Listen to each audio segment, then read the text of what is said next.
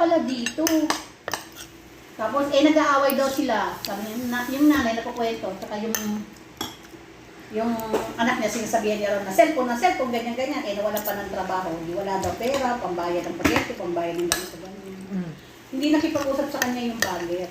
Ayaw niya? Ayaw niya na. Kasi binastos daw siya ng todo-todo. Sabi naman ni Pasluka, hindi naman kita nireport na para mawalan ka ng trabaho Kusa kang umalis ng trabaho. Malis siya. Umalis ng trabaho, hindi na pumasok. Yun ang attitude di ba?